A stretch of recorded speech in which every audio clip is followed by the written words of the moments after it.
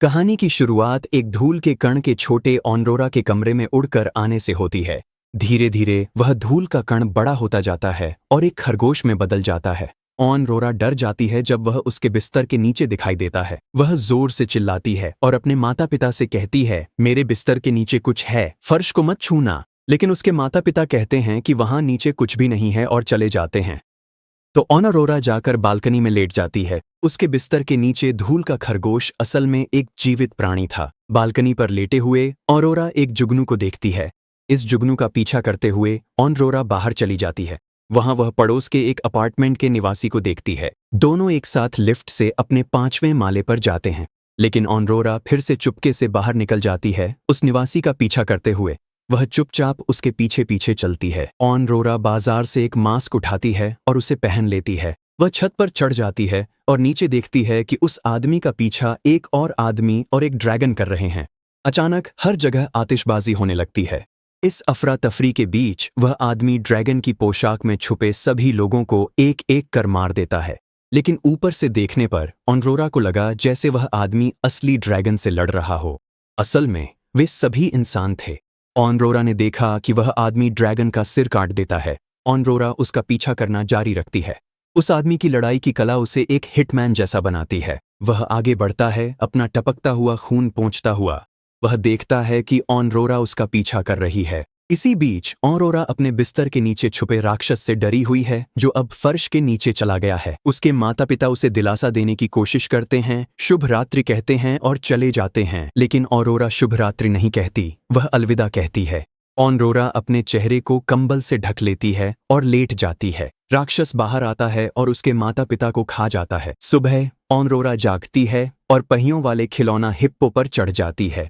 वह उसे आगे चलाती है।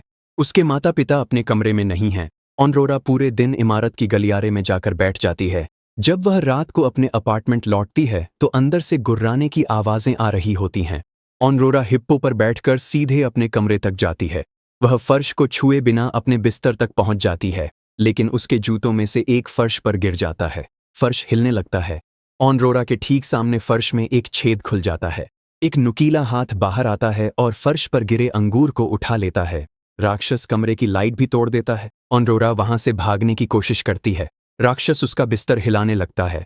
फर्श के नीचे से एक विशाल राक्षस बाहर निकलता है, लेकिन ऑनरोरा का बिस्तर उसके पीठ पर फंस जाता है। राक्षस कमरे में इधर उधर घूमता है, लेकिन फिर भी ऑनरोरा को नहीं देख पाता। वह वापस नीचे चला जाता है। इसके बाद ऑनरोरा फिर सुबह उठती है। एक पल के लिए उसे लगता है कि शायद यह सब एक सपना था, लेकिन उसकी लाइट सच में टूटी हुई है। इसके बाद ऑनरोरा एक चर्च जाती है जहां लोग कुछ दान इकट्ठा कर रहे होते हैं। ऑनरोरा वह पैसा चुरा लेती है और चर्च से भाग जाती है। दूसरी तरफ हिटमैन को एक लिफाफा मिलता है। ऑनरोरा ने ही उसे यह पहुंचाया था। हिटमैन उसे खोलता है। अंदर एक चिट्ठी है। ऑनरोरा हिटमैन से कह रही है कि वह उसे अपने बिस्तर के नीचे वाले राक्षस को मारने के लिए हायर करे। उसने कुछ पैसे भी उसमें रखे हैं जो उसने किसी तरह इकट्ठा किए थे। हिटमैन पैसे गिनना शुरू करता है, तभी ऑनरोरा उसके दरवाजे पर आ जाती है। हिटमैन पूछता है, तुम्हें $327 कहाँ से मिले? ऑनरोरा उसे बताती है, मैंने एक चर्च लूटा। हिटमैन पूछता है, तुम्हें कैसे लगा कि मैं राक्षस मारता हूँ? ऑनरोरा कहती है, मैंने तुम्हें एक ड्रैगन मारते देखा था। हिटमैन कहता है, तुम्हारी कल्पना कमाल की है। वह बोला, राक्षस नहीं होते। उसने पूछा, क्या माता पिता को बताया कि मैं राक्षस मारता हूँ? वे इनके बारे में क्या सोचते हैं? क्या वे विश्वास करते हैं? ऑनरोरा बोली, अब करते हैं। जब कोई चीज खा रही हो तो विश्वास न करना मुश्किल है। सुनकर हिटमैन उसके अपार्टमेंट चला गया। ऑनरोरा हिप्पो पर सवार होकर आगे बढ़ती है। वह हिटमैन को अपने माता पिता का कमरा दिखाती है। यहाँ चीजें बिखरी हुई हैं, लेकिन कहीं भी खून नहीं है। ऑनरोरा कहती है, उसने उन्हें पूरा का पूरा खा लिया। लेकिन हिटमैन वहां एक बंदूक का खोल पाता है। वहां कुछ निशान भी हैं। हिटमैन पूछता है, तुम्हारे पड़ोसी हैं, किसी ने तुम्हारे माता पिता की चीखें नहीं सुनी? ऑनरोरा कहती है, वो सब कुछ खा जाता है, यहाँ तक की चीखें भी। लेकिन हिटमैन ऑनरोरा की कहानी से संतुष्ट नहीं है। वह कहता है, तुम पुलिस के पास क्यों नहीं जा रही हो? वह यह भी कहता है, मुझे नहीं पता तुमने क्या देखा, लेकिन मैंने कोई राक्षस नहीं मारा, मैंने कुछ भी नहीं मारा। ऑनरोरा कहती है, इसीलिए तो तुम पुलिस के पास नहीं जा रहे हो, तुम्हें देखकर लगता है कि तुमने बहुत कुछ मारा है। हिटमैन कहता है, एक ऐसा राक्षस जो एक भी बूंद खून नहीं बहाता, वो यूं ही किसी को नहीं मारता। कोई राक्षस तुम्हारे परिवार को क्यों खाएगा? ऑनरोरा का जवाब था, उन्होंने जमीन को छू लिया था। हिटमैन ऑनरोरा को उसके पैसे वापस कर देता है और उसे घर भेज देता है। वह खुद एक महिला से मिलने जाता है जिसका नाम लावर्न है। वह कहती है, सोचा नहीं था कि तुम्हें फिर देखूंगी। हिटमैन लावर्न को ऑनरोरा के माता पिता की आईडी दिखाता है और कहता है, इन लोगों को पेशेवर तरीके से गायब किया गया था और उनकी बेटी सोचती है कि उन्हें किसी राक्षस ने खा लिया, लेकिन जिसने भी ये किया वो असल में मुझे ढूंढ रहा था और शायद गलती से गलत अपार्टमेंट में चला गया। लावर्न कहती है, लेकिन अब एक छोटी लड़की है जिसे तुम्हारा चेहरा याद है। हिटमैन कहता है, उसे कुछ भी नहीं पता। वह साफ कर देता है, मैं एक छोटी लड़की को नहीं मारूंगा। लावर्न पूछती है, क्या तुमने उसके माता पिता को नहीं मारा था? हिटमैन कहता है, नहीं, मैंने बिल्कुल भी उन्हें नहीं मारा। उधर ऑनरोरा को अपने बिस्तर के नीचे से लगातार गुर्राने की आवाजें सुनाई देती रहती हैं। पीछे से हिटमैन को लिफ्ट की आवाज सुनाई देती है। वह ऑनरोरा के घर जाता है और उसे छुप जाने के लिए कहता है। वह खुद दो दीवारों के बीच में लटक जाता है। एक आदमी बंदूक लेकर ऑनरोरा के घर आता है। उस आदमी और हिटमैन के बीच लड़ाई छिड़ जाती है। इसी बीच एक महिला भी खिड़की से होकर ऑनरोरा के कमरे में घुस जाती है। वह ऑनरोरा के बिस्तर पर गोलियां चलाती है, लेकिन ऑनरोरा बिस्तर पर नहीं थी, वह अलमारी में छुपी हुई है। वह महिला उसकी ओर बढ़ती है। उधर संघर्ष कर रहे हिटमैन ने दूसरे आदमी के सिर पर एक लैंप दे मारा, लेकिन उनका संघर्ष यहीं खत्म नहीं होता। वह आदमी हिटमैन का गला दबाने लगता है, तो हिटमैन उसके गले में 2 उंगलियां घुसा देता है और उसे मार डालता है। दूसरी तरफ महिला अलमारी खोलती है। ऑनरोरा एक टेडी बियर के अंदर छुपी हुई थी। वह महिला अपनी बंदूक ऑनरोरा की ओर तान देती है।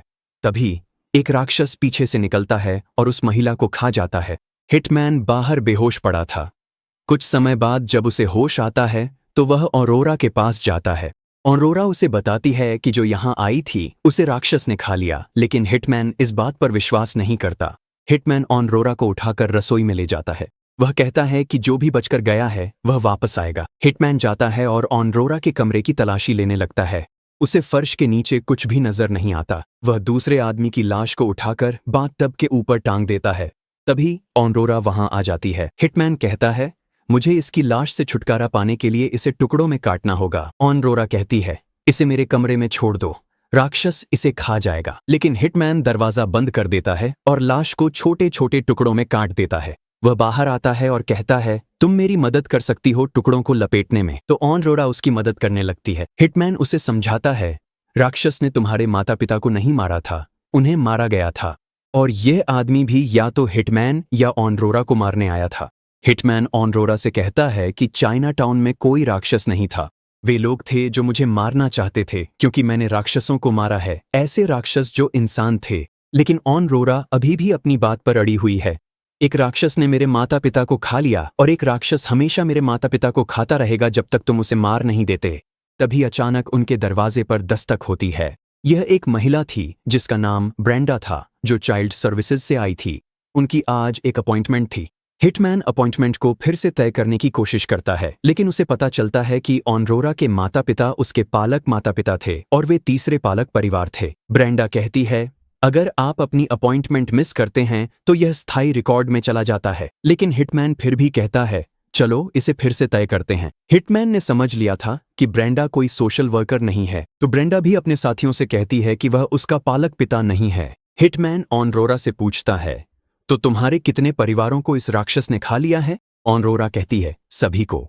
हिटमैन कहता है, तुम बच्चों को नहीं पता कि असली क्या है? ऑनरोरा बोली, मैंने इसे टूटते तारे से मांगा था, जैसे तुम्हें इसे मारने के लिए।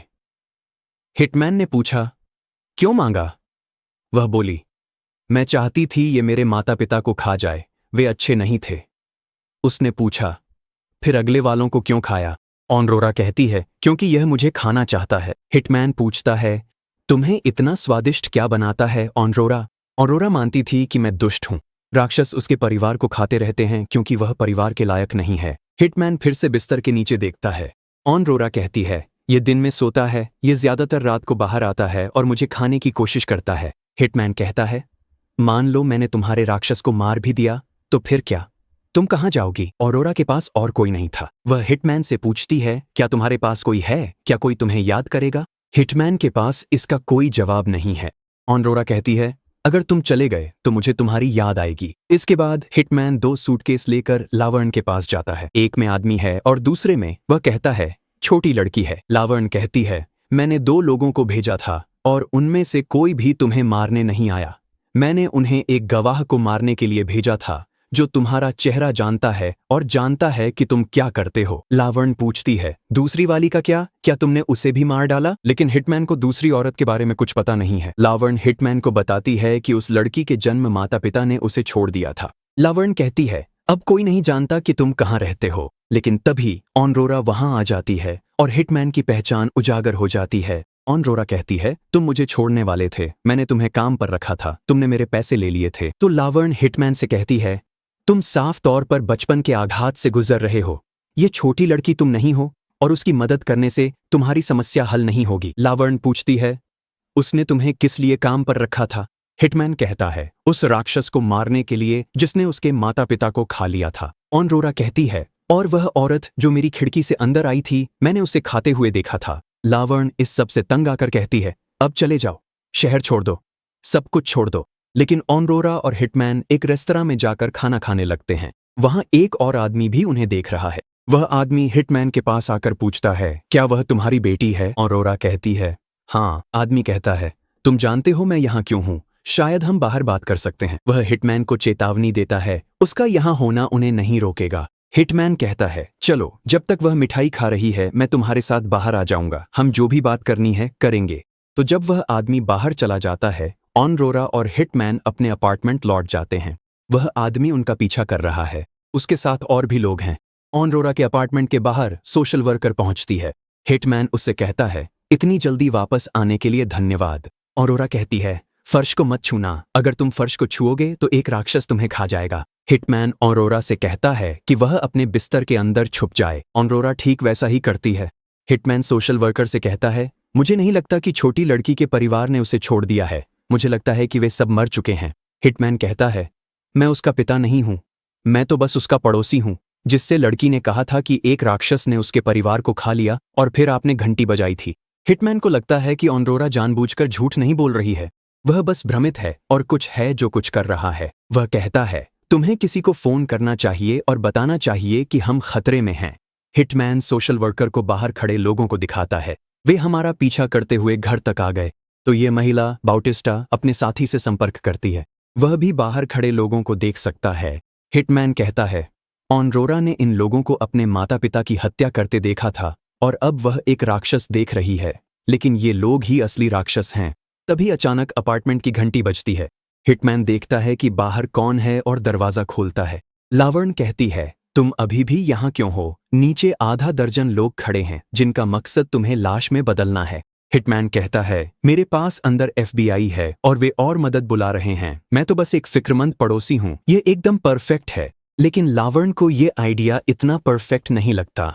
वह उसे समझाती है, तुम इस लड़की को नहीं बचा सकते, उसने हम दोनों का चेहरा देख लिया है, उसे मरना ही होगा। लेकिन हिटमैन लावण्य की बात नहीं सुनता। जब वह वापस अंदर जाता है तो बाउटिस्टा उसे सच बताती है कि मैं चाइल्ड सर्विसेज से नहीं हूँ, मैं FBI से हूँ और ऑरोरा के परिवारों की गुमशुदगी की जांच कर रहा हूँ। वह कहती है, इस पूरे मामले में हमारे पास सिर्फ एक सुराग है। ऑरोरा के पहले घर में उसकी नाइट स्टैंड पर अंगूठा चूसने से रोकने वाली दवा की एक खुली बोतल थी। कोई उसे उसकी उंगली पर लगा रहा था और वे लोग उस ब्रश के साथ गायब हो गए जो उसके बिस्तर के नीचे फर्श की पट्टियों के नीचे मिला। किसी को नहीं पता कि वह वहां कैसे पहुंचा। हिटमैन कहता है कि शायद किसी राक्षस ने उसे थूक दिया हो क्योंकि वह एक डिटरेंट है। उसी समय वे ऑरोरा के कमरे से एक आवाज सुनते हैं। ऑरोरा उन पर चिल्लाती है, फर्श को मत छूना, वह तुम्हें खा जाएगा। वह बहुत जोर से चिल्लाती है। हिटमैन से कहती है कि वह फर्श से हट जाए।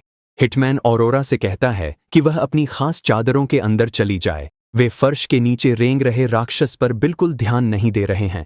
उसी समय हत्यारे अपार्टमेंट के बाहर पहुंच जाते हैं। उनकी गोली सीधे बाउटिस्टा को लगती है।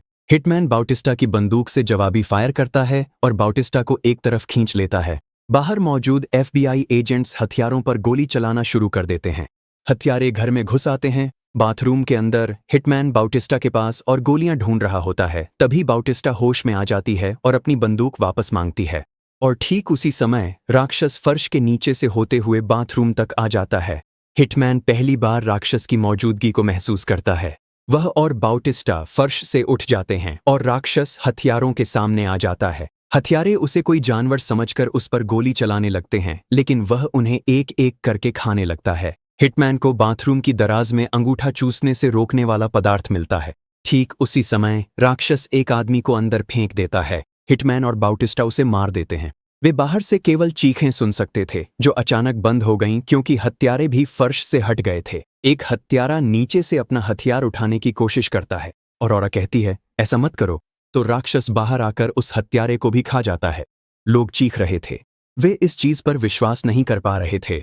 बाथरूम के अंदर से हिटमैन हत्यारे की लाश बाहर फेंक देता है। पहले उस पर बाकी हथियारों की गोलियां लगती हैं और फिर राक्षस फर्श के नीचे से आकर उसे भी खा जाता है। हिटमैन राक्षस को देखता है और बाथरूम का दरवाजा बंद कर देता है। अब वे सभी राक्षस पर पूरी तरह विश्वास करने लगे हैं, लेकिन तभी FBI बाहर से आती है और हत्यारों पर बंदूक तानकर कहती है, फर्श पर लेट जाओ। लेकिन हत्यारे फर्श पर नहीं जाना चाहते। बाउटिस्टा हिटमैन से कहता है, लड़की तुम्हारे पास है, और बाहर जाने लगता है। लेकिन राक्षस दरवाजा बंद कर देता है। वह एक एक करके सभी को खा जाता है, जिसमें FBI एजेंट्स और 2 हत्यारे भी शामिल हैं जो इधर उधर भाग रहे थे। हिटमैन कोशिश करता है कि बिना अपने पैर फर्श पर रखे ऑरोरा तक पहुंच जाए। वह हिप्पो पर सवार होकर ऑरोरा के कमरे तक पहुंचता है। वह कहता है, हम यहाँ से खिड़की के रास्ते बाहर निकलेंगे। लेकिन राक्षस बाहर आता है, हिटमैन को अपने मुंह में डालता है और उसे निगल जाता है। वह वापस नीचे चला जाता है तो ऑरोरा फिर से अपने बिस्तर के अंदर छुप जाती है। जब वह सुबह उठती है तो फर्श के नीचे से आवाजें आ रही होती हैं। फर्श तोड़ते हुए हिटमैन बाहर निकलता है। असल में उसने अपने ऊपर अंगूठा चूसने से रोकने वाला पदार्थ लगाया था। राक्षस को उसका स्वाद पसंद नहीं आता। लेकिन तभी लावर्न अंदर आती है। वह ऑरोरा को मारने आई है। हिटमैन उसे आगे फर्श से हटने के लिए कहता है। वह कहता है, माँ, फर्श से हट जाओ। लेकिन जब हिटमैन ऐसा कहता है तो लावर्न को बुरा लगता है। वह राक्षस की तरह व्यवहार करने लगती है। ठीक उसी समय राक्षस नीचे से बाहर निकलता है। लावर्न उस पर गोलियां चलाती है। राक्षस वापस नीचे चला जाता है। वह लावर्न के पीछे से निकलता है और उसे भी खा जाता है। वह फिर से नीचे चला जाता है। हिटमैन और ऑरोरा बाहर जाने लगते हैं, लेकिन राक्षस उन्हें जाने नहीं देता।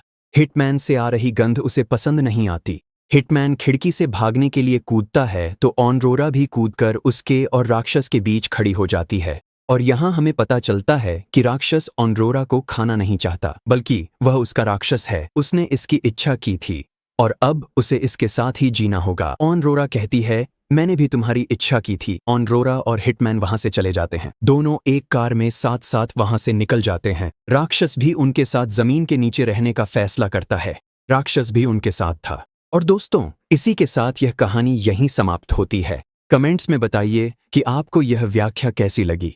साथ ही वीडियो को लाइक करना और चैनल को सब्सक्राइब करना न भूलें।